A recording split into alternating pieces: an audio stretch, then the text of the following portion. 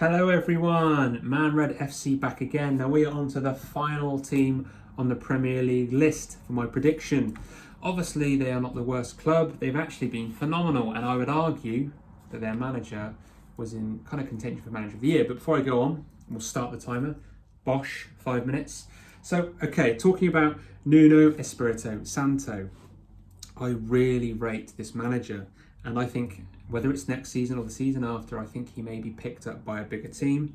And that just goes to show Wolves how well he's done for you and how well you've done for him. And I think with a combination of Mendes and the Portuguese influx, I think they've kind of worked in tandem really nicely, hence why you finished so well in the table.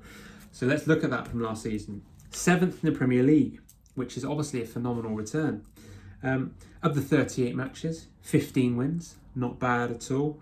14 draws, okay? 9 losses is what's really impressive. You don't lose matches, really, do you? So 29 out of the 38 matches, you either drew or won. So again, and I remember, as a United fan, we played Wolves so many times, and you just get sick of it. You're like, they're such a difficult team to play. And obviously, you can see there, 29 matches of 38, they don't lose. So you've got to do something against them. And they've got such weaponry on the attack and the counter-attack that you daren't expose yourself too much, which obviously lends itself to why they don't lose many games. Home record and the away record is fairly similar. So he's consistent. Santo is consistent. He doesn't treat the home games any different to the away games. The way the team sets up is how it sets up, and it's been successful. They were in kind of the ballpark for the top 4 the season just gone. Just fell away at the end, but that's how it can go sometimes. 51 goals for out of 38 matches, so over 1.3 goals a game. So obviously they know how to find the net consistently. Goals against, 40 in 38.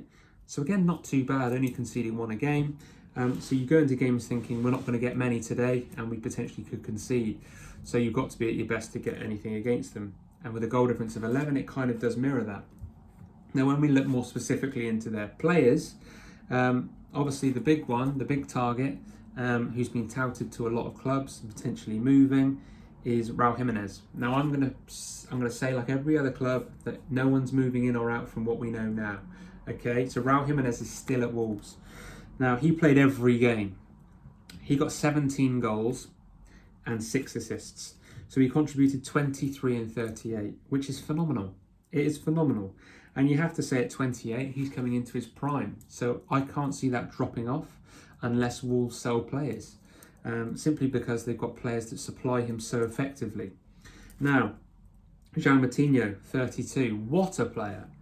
1 goal, 6 assists, but it's not just that, it's his consistency at his age. 38 matches he's played at 32, in a very difficult position, which is central midfield. And I think that just goes to show they've got Conor Cody at the centre-back, who's been phenomenal. How many games has he played? I hear you cry. 38. Rui Patricio, their goalkeeper. Oh, how many games has he played? 38. Raul Jimenez, 38. Ruben Neves, who's phenomenal in midfield. How many games has he played? Let's sense a theme now, shall we? 38. João Moutinho, 38. So, consistent performers. No injury proneness in that core group. Obviously, the negative side of that could be, what if one of them gets injured? So that could be obviously a potential problem if someone like a Raul Jimenez gets injured, or a Conor Cody. Now, what's really been impressive, and he kind of came to the fore this season, is Adama Traore. He got 4 goals and 9 assists in 37 matches. So again, another player that plays the majority of the matches, whether from the bench or starting. Wonderful goal contribution, and I can only see that remaining the same next season, if not getting better. He's so quick, he's unstoppable, he's so strong, and he seemed to now added that end product of a good cross. And when you combine that with a man that's so good in the end, Raul Jimenez, you see a lot of headed goals from corners. Will other teams figure that process out? Because I do think that's their main threat, potentially. And this is where I think Wolves might get found out a bit more than they were the season just gone. And that's why I think Wolves will finish 8th. So, it's only 1 place below where they did, 7th, but I think they'll be 8th this season coming. I can't see them improving any more than that. I think they run the risk of, if their players can't play consistently for the majority of the season, they could falter a bit.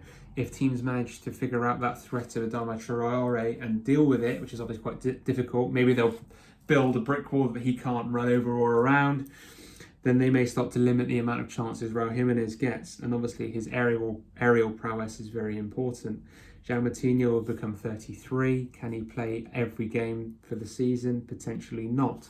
So I can't see Wolves progressing for that reason alone, but I think they'll just drop away and finish in that 8th position. So Wolves fans, let me know what you think about that. Is 8th good enough for you? Yes or no?